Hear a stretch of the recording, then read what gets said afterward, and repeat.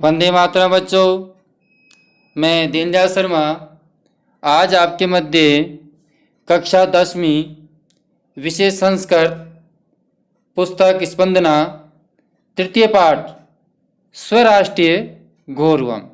आज हम स्वराष्ट्रीय गौरवम का भाग 10 और पद्य भाग 11 का अध्ययन करेंगे। बच्चों, पिछले वीडियो में भी हमने भाग 9 का अध्ययन किया था।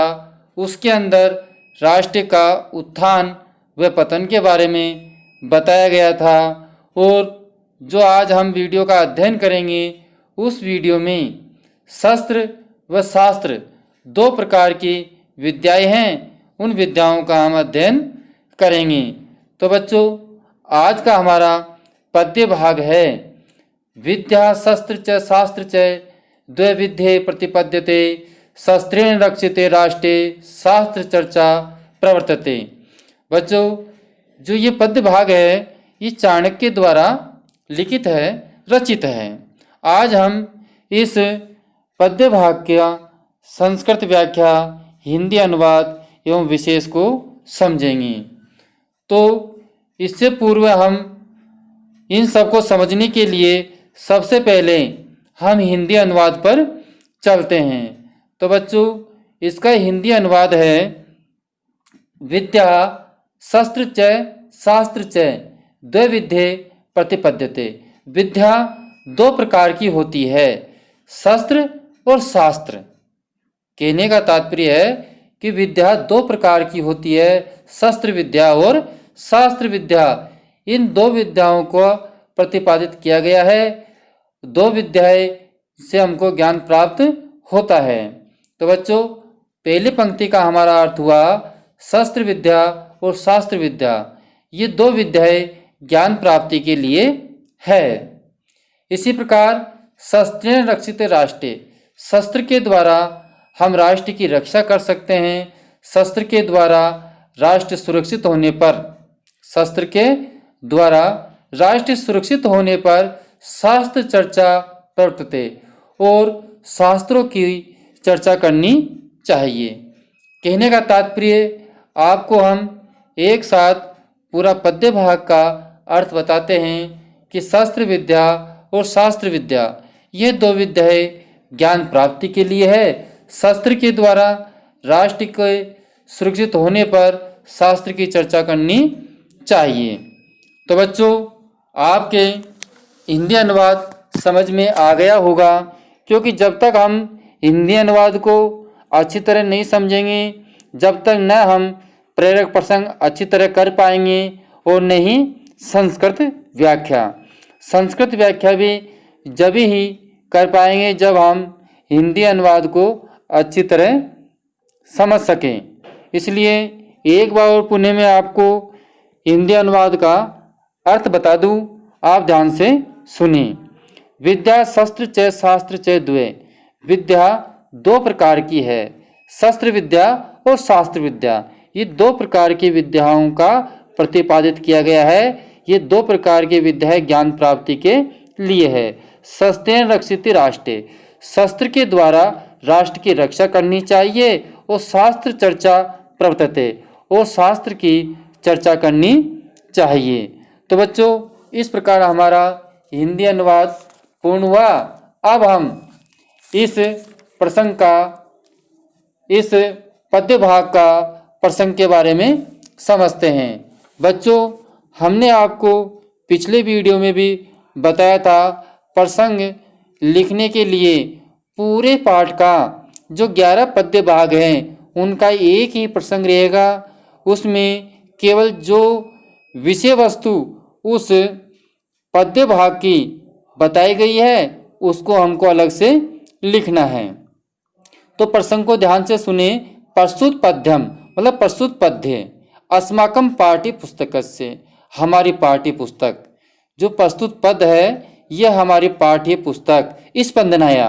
अब बच्चों, हमने श्लोक पद्य 1 पढ़ा, पद्य 2 पढ़ा, 3 पढ़ा, 4 पढ़ा, चाहे पूरी किताब पढ़ी, जब भी हमारी पुस्तक का नाम स्पंदना ही रहेगा। इसलिए मैंने आपसे कहा था कि जो पहली पंक्ति है उसको हमको बिल्कुल याद करनी है। तो प्रस्तुत पद्यम अस्माकं पाठ्य पुस्तकस्य स्पंदनाया, जो प्रस्तुत पद है हमारी पाठ्य पुस्तक स्पंदना से स्वराष्ट्रीय गौरवमिति, स्वराष्ट्रीय गौरवमिति शीर्षक पाठात, शीर्षक पाठ से उद्धृतम। अब बच्चों जो हमारा पाठ 3 है वह स्वराष्ट्रीय गौरवम है। तो हम पूरे 11 पद्य भागों में इसी प्रसंग को लिख सकते हैं। तो यहाँ तक हम इस पंक्ति को पूर्णतः अच्छी तरह याद कर ले, जिससे कि सभी पद्य भागों में हम उसका उपयोग कर सकें। कौन सी पंक्ति है बच्चों? जो पंक्ति हमने आपको अभी पूर्व में बताई है, प्रस्तुत पद्यम अस्माकं पाठ्य पुस्तकस्य स्पंदनाया स्वराष्ट्रीय गौरवम इति शीर्षक पाठात उद्धृतम। यह पंक्ति को हमको याद करना है। अब हमको जो इस पद्य भाग में भाव बताया गया है उस भाव को लिखना है। जब हमने हिंदी अनुवाद करा तो इसलिए करा कि हमको जो पद्य भाग है उसका भाव समझ में आ सके। तो अस्मिन पद्य में शस्त्र विद्या शास्त्र विद्या च, शस्त्र और शास्त्र विद्या का आवश्यकता नाम माने आवश्यकताओं का प्रतिपादित करके कथयति यत्, कवि कहता है, चाणक्य जी कहते हैं। तो कहने का तात्पर्य है कि इस पद्य भाग में शस्त्र विद्या और शास्त्र विद्याओं का आवश्यकता के अनुसार प्रतिपादित करते हुए कहा गया है। तो बच्चों इस प्रकार हमारा प्रेरक जो प्रसंग है वो प्रसंग पूर्ण हुआ। अब हम इस पद्य भाग की संस्कृत व्याख्या करते हैं। जो संस्कृत व्याख्या है उसको हम हिंदी अनुवाद हमने जिस प्रकार किया था उस हिंदी अनुवाद के अनुसार ही हम इसकी संस्कृत व्याख्या करेंगे, जिसमें हमको संस्कृत व्याख्या को समझना बहुत ही आसान एवं सरल रहेगा। तो बच्चों ध्यान दें, संसारे माने संसार में शस्त्र विद्या तथा च शास्त्र विद्या, संसार में शस्त्र विद्या तथा च शास्त्र विद्या मतलब संसार के अंतर्गत शस्त्र और शास्त्र विद्या इति विद्या द्वयम एव, यह विद्या दो ही ज्ञानाय भवते, ज्ञान के लिए होती है। तो बच्चों हम कह सकते हैं संसारे शस्त्र विद्या तथा च शास्त्र विद्या इति विद्या द्वयमेव ज्ञानाय भवते, यानी आपके लिए ये संसार में शस्त्र विद्या और शास्त्र विद्या दो प्रकार की ज्ञान के लिए होती है। इसी प्रकार अब हम आगे चलते हैं। यदा जब शस्त्र विद्या राष्ट्रम सुरक्षितम भवति, शस्त्र विद्या से राष्ट्र माने राष्ट्र को सुरक्षितम भवति सुरक्षित होता है। तो क्या लिखना बच्चों इसका? यदा शस्त्र विद्या राष्ट्रम सुरक्षितम भवति, यदा मानी जैसे, जब शस्त्र विद्या से राष्ट्र सुरक्षित होता है, तदेव वैसे ही, जैसे हम शस्त्र विद्या से राष्ट्र को सुरक्षित कर सकते हैं वैसे ही शास्त्र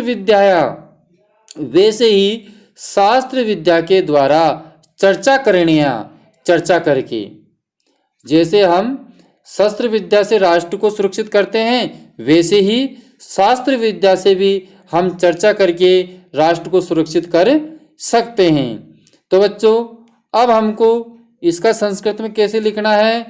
तदेव शास्त्र विद्या चर्चाया करणीया मानी करनी चाहिए। इसमें अनियर प्रत्यय मैंने जोड़ा है चाहिए अर्थ में, अर्थात सर्वप्रथम राष्ट्र से सुरक्षिता भवेत, अर्थात सर्वप्रथम राष्ट्र से माने राष्ट्र का सुरक्षा भवेत सुरक्षित होना चाहिए।